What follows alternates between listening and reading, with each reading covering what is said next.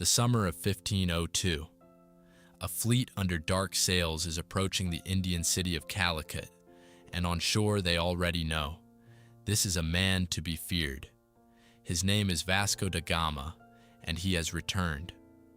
4 years earlier, he reached this place for the first time from distant Portugal, the first European to come to India by sea, sailing all the way around Africa. Back then, of the roughly 170 men who set out with him, only about 55 made it home. The rest were taken by a disease the sailors called scurvy. Gums rotted, teeth fell out, the body simply gave up. More than half the crew was left at the bottom of the ocean for the sake of a single goal. And now he's back. But this time Da Gama hasn't come to trade, he's come to punish. He turns the cannons of his ships on the city itself and rains fire down on the houses. And what he does with the fishermen and merchants he takes captive is something even the chroniclers of that brutal age described with a shudder. So much so that retelling the details is hard even today, 500 years later. He sends his message to the city's ruler, the Zamorin, ashore together with a horrifying cargo, so that the man would understand. Resistance is pointless. And here we have to stop and ask the central question. What was all of this for? For gold? No. For dried tree bark and tiny unopened buds. For cinnamon, pepper, and cloves. For things that today sit on any kitchen shelf and cost almost nothing. How is that even possible? To understand, we have to go back very, very far. Egypt. Around 1213 BC, one of the most powerful rulers in history is dying, the pharaoh Ramesses II. His body is embalmed by all the rules, to be preserved for eternity. Millennia pass. And when scientists in our own era carefully examine the pharaoh's mummy, they find something hard to believe. In his nostrils lie peppercorns, black pepper, a plant that in those days grew in only one place on Earth. On the distant Malabar coast of India, thousands of miles from the banks of the Nile, how did seeds from Indian forests end up in the nose of an Egyptian pharaoh more than 3,000 years ago? Who carried them? Along which roads? How many strangers' hands passed this cargo onward? That single fact says more than a dozen books. Even then, in deep antiquity, the world was bound together by invisible threads of trade about which we know almost nothing. Centuries pass, and the baton is taken up by Rome. A remarkable document has come down to us. An ancient guidebook for mariners called the Periplus of the Erythraean Sea, written around the 1st century AD. It describes in detail the Indian ports where ships came for spices. For example, the wealthy city of Muziris. A fragment of a business contract has also survived, which scholars have nicknamed the Muziris Papyrus. It records the value of the cargo of just one ship that arrived from India.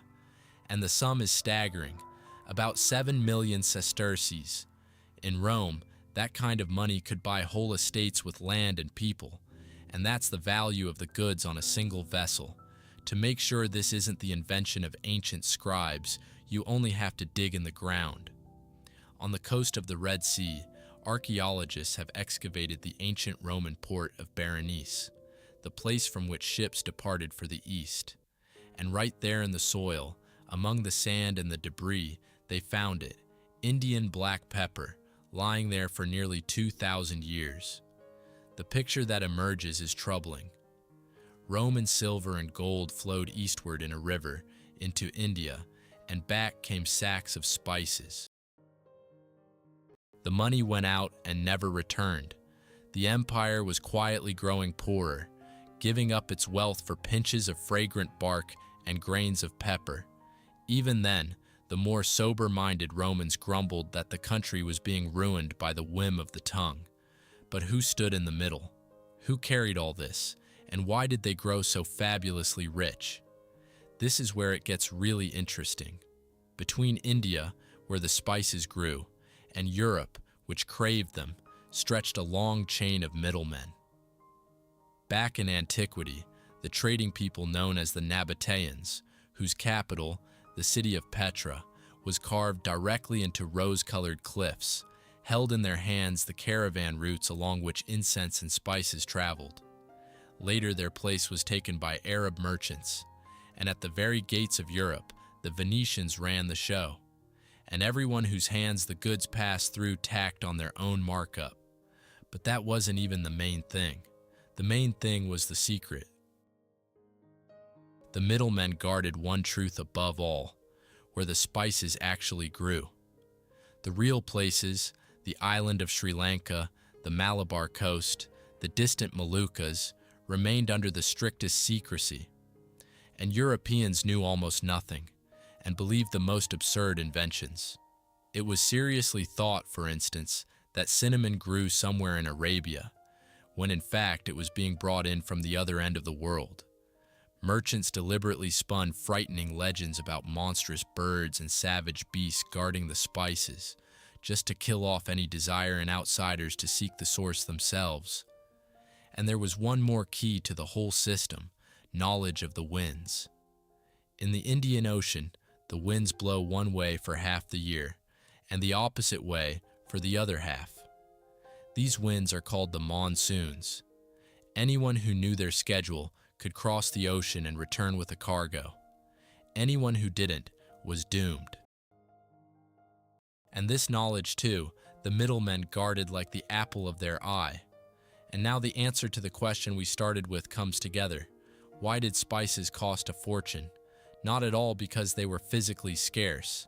It was because the road from an Indian forest to a European table was monstrously long and dangerous, because at every step sat another middleman with his own markup, and because the central secret, where all this grew and how to sail there, was deliberately hidden for centuries. Dried bark and tiny buds were worth more than gold, not because of what they were in themselves. They were precious because of the mystery that surrounded them. And it was precisely this mystery that would one day push Europeans out into the open ocean, on a quest that would bring both great discoveries and terrible bloodshed, the end of the 15th century. In Europe, spices are still valued by their weight in silver, and two powers keep an iron grip on this wealth. The first is Mamluk Egypt. Almost the entire flow of spices from the east passes through its lands, and the local rulers take their cut. The second is mercantile Venice. The Venetians strike special deals in Egyptian Alexandria and receive the spices earlier and cheaper than anyone else. They then ship them to Europe and sell them at whatever price they themselves set. For every other country in the world, cinnamon, pepper, and cloves become almost unaffordable. The money flows into the pockets of the middlemen, and the kings of Europe watch it happen and grind their teeth. And then, in one small country, at the very edge of Europe, a bold idea is born. What if you bypass all the middlemen at once? What if you reach the spices yourself, by sea, around foreign lands and foreign markups? That country was Portugal, and behind this idea stood its kings, first John II and after him Manuel I.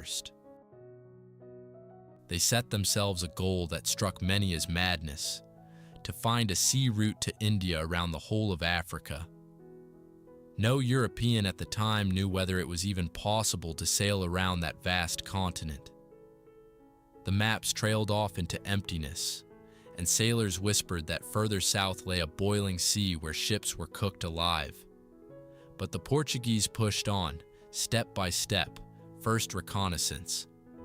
The mariner Diogo Cao, in the 80s of that century, sails farther and farther down the western coast of Africa, marking land no European before him had ever seen. And King John II devises an even craftier move. In 1487, he sends his man, Pero da Covilhã, to the east, not by sea but by land. Disguised as a merchant, he makes his way through Arab lands, reaches Calicut itself, sees with his own eyes how the spice trade works, travels along the east coast of Africa, and sends home priceless information. The most important part of it concerns those very monsoon winds that carry ships across the ocean. The secret the middlemen had guarded for 1,000 years is starting to slip out of their hands. And now the decisive hour arrives. In 1497, Vasco da Gama sails out of Lisbon. It rounds the southern tip of Africa, the Cape of Good Hope, the very place sailors had so dreaded. And then, off the eastern coast, something happens that changes everything at once. Da Gama finds a local pilot who knows the way across the ocean. With his help, the Portuguese cross the Indian Ocean and, in 1498, drop anchor off Calicut. The goal they'd pursued for decades has been reached. The sea route to India is open. And almost immediately, fate shows what strange jokes it loves to play. In 1500, a large fleet follows da Gama to India under the command of Pedro Alvarez Cabral. It takes the same route, but while rounding Africa, it veers too far west and suddenly runs into an unknown land. So, by pure chance, on the way to fetch spices, the Portuguese stumble upon Brazil, an entire continent discovered in passing, almost as an afterthought, because someone strayed too far off course while chasing pepper and cinnamon. After resting at the new shores, the fleet turns around and continues toward its real goal, the spices.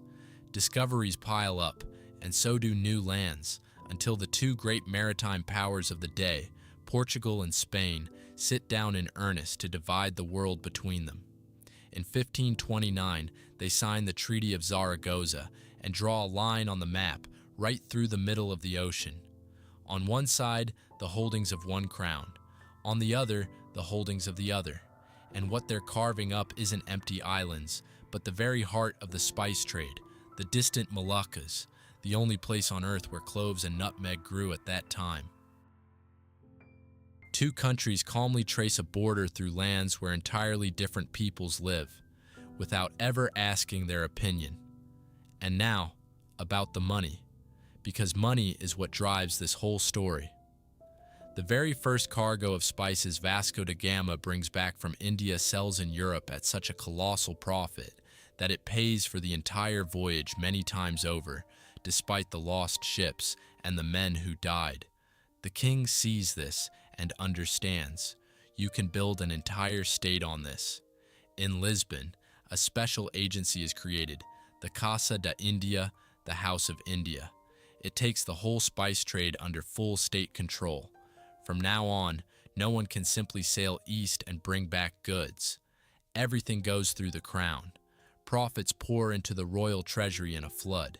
And here, the basically peaceful dream, sail there and buy, begins to turn into something far more terrible. Because opening the route isn't enough. To hold the whole trade in your own hands, you have to keep everyone else out. And that means force. Da Gama's work is carried on by his successors, and they build a real military machine. The first Portuguese viceroy of India, Francisco de Almeida, in 1509, at the Great Naval Battle of Diu, utterly crushes the combined fleet of several eastern rulers at once. After that victory, Portuguese dominance over the Indian Ocean becomes nearly total. He's followed by an even more decisive man, Afonso de Albuquerque. He acts like a general, seizing key ports one after another. In 1515, he takes Hormuz, the fortress at the very entrance to the Persian Gulf, through which all the region's trade routes pass. And then the Portuguese introduce something that changes the rules of the game for good. A system of passes called the cartas. From now on, any ship in these waters, Arab, Indian, anyone's, must buy a written permit from the Portuguese to sail. No cartas, and your ship is seized or sunk along with its cargo. A sea that traders of dozens of peoples had sailed freely for centuries suddenly becomes someone else's property, and you have to pay to cross it. And so the terrible transformation takes place. Vasco da Gama set the tone with the cruelty he brought to Calicut. His successors finished the job, building an entire system in which trade rests on cannons, fortresses, and fear. And there's the answer to the question this whole story started with. How did the peaceful exchange of goods that had existed for thousands of years turn into a bloody business? That's how it turned. The moment one country found the direct route to the source of wealth, holding that route turned out to be possible only by force. But ahead lay a force far colder and more calculating. Replacing the kings and knights came men with ledgers. An age was coming when the world would be ruled not by crowns, but by companies. 1602, Holland, something the world had never seen, steps onto the stage of history. Its name is a long one, the United East India Company, and a short one too, by the first letters of its Dutch name, the VOC. At first glance, it's just a trading company, but in reality, it's something unheard of. For the first time in history, a company sells its shares, stocks, not to a handful of the rich, but to anyone who wants them. Any resident with a little money set aside can buy a piece of the enterprise and then receive a share of the profits. So is born what we still use today, the stock market. And in the city of Amsterdam, an exchange opens, the world's first real market, where these shares are traded every day without pause. But the most astonishing thing is something else. This trading company is granted rights by the state that normally no one but the state itself possesses. It's allowed to have its own army, its own navy, to mint its own coins, to sign treaties with foreign rulers and even declare wars. What we're looking at is no longer a band of shopkeepers, but an entire state hidden behind the sign of a trading firm. And since we've come to money and shares, we can't pass over one curious story. In 1609, a merchant named Isaac Lemaire came up with a clever scheme. He decided to make money not on the rise of the company's shares, but on their fall. Today, this maneuver is familiar to anyone who follows the stock market, but back then it was being pulled off for the first time in history. The authorities, once they figured out what was going on, were horrified by this game of betting on the decline and hurried to ban it. So the first stock market ban was also born right here, at the cradle of all modern money trading. But behind the glitter of exchanges and dividends, a far darker side was hidden. To see it, you have to travel to where the cloves grow, to distant islands and warm seas, to the lands of Ambon and the Moluccas. The Dutch set themselves a goal that chills the blood, to become the world's sole masters of the spice trade. Not the leading ones, not the biggest, but the only ones. And if that was the goal, everything extra had to be destroyed. They called this policy by its plain name, extirpation. On islands the company couldn't fully control, its men simply chopped down the clove trees at the root, so that not a single one would be left there. They mounted punitive raids in boats, ravaging villages, driving people from their native land, and forcing them to work for the company without pay. Whole islands that had lived for centuries on the spice trade were turned into wasteland, all so that cloves would grow only where it suited the masters. From 1667 to 1669, under the command of the military leader Cornelis Speelman, the Dutch seized and subjugated the great free port of Makassar, the last place where the spice trade still remained unfettered. After that, all the cloves and all the nutmeg in the world ended up in a single pair of hands. And what happened next is hard to believe. When the harvest came in too rich and there were too many spices, the company simply burned them. They burned them by the sackful, by entire warehouses. Why destroy the very goods so much blood had been spilled for? So that they would always be scarce. The fewer spices on the market, the higher the price. An artificial famine was created on purpose, turning the earth's bounty into a shortage for the sake of profit. And the profit was unimaginable. Nutmeg, after the journey from the islands to Amsterdam, rose in price hundreds of times over. Hundreds. What cost mere pennies on its native island sold for a small fortune in Europe. For nearly 2 centuries running, The company paid its investors enormous returns and became one of the wealthiest enterprises in all of human history. Its neighbor and rival followed a similar path, the British East India Company, founded back in 1600, a couple of years earlier than the Dutch one. And tied to it is a turning point that changed the fate of an entire country. In 1757, at the Battle of Plassey, a Briton named Robert Clive seized the wealthiest Indian province, Bengal, with a small army. And here's what's important to grasp.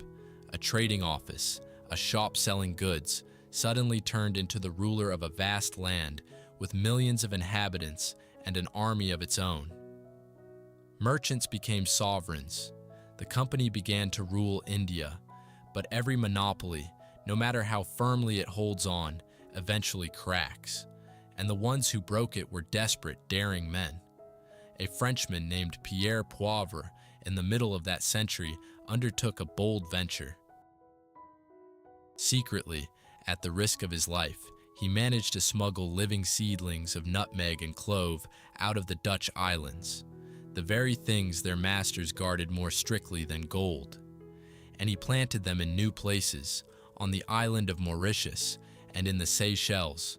The coveted plants, which for centuries had grown in only one corner of the earth, began their journey across the world. And in the early and mid-19th century, the ruler of Oman, Sultan Said bin Sultan, established huge clove plantations on the islands of Zanzibar and Pemba off the coast of Africa, and soon Zanzibar itself became the world capital of cloves. The British, meanwhile, transported nutmeg to their own possessions. The secret that had been guarded for thousands of years was spreading across the planet, and there was no holding it back anymore. And then came something against which no monopoly is powerful: new inventions. After all, why were spices so essential in the first place? Not just for flavor. In a world without refrigerators, they helped preserve food longer and mask the smell of stale ingredients. And around 1809, a Frenchman named Nicolas Appert figured out how to preserve food for a long time in sealed jars. Later, real refrigerators came along. The need for spices as preservers of food vanished all at once. And when the Suez Canal opened in 1869, the route from the east to Europe was sharply shortened. Fast steamships started plying the seas. Plantations multiplied all over the world, and prices, sky high for centuries, came crashing down. Spices stopped being a treasure and became an ordinary commodity. Along with them, the all-powerful companies themselves collapsed. The Dutch one was dissolved in 1799. And an inglorious end awaited the British. After the Great Uprising in India, the British Crown took the country under its direct rule in 1858, and the trading company, which for 2.5 centuries had decided fates, was wound up as no longer needed. But the legacy of that era is alive today. On one side, the bright part. That's precisely when shares were born, the stock exchange, the habit of investing money in a common enterprise. The entire modern world economy rests on this. On the other side, the dark part. On the island of Java, the Dutch devised a cruel system under which peasants were forced to grow not food for themselves, but a commodity for sale into a foreign treasury. People starved in the middle of fertile land. That system became the grim heir of the monopolies and a model for forced labor economies in other corners of the world. And what about today? The global market for spices and seasonings is valued at roughly $25 to $30 billion, but the lineup has completely changed. The leading supplier of black pepper is no longer India at all, but Vietnam. Indonesia is investing about $21 billion in its islands, dreaming of reclaiming its former primacy in nutmeg and cloves. And Sri Lanka, just as it did thousands of years ago, gives the world its famous Ceylon cinnamon. And here's what's most astonishing of all. The places where spices grow have hardly changed in 3,000 years. The same shores, the same islands as in the time of the Egyptian pharaohs. Only one thing has changed. What has changed is who profits from it.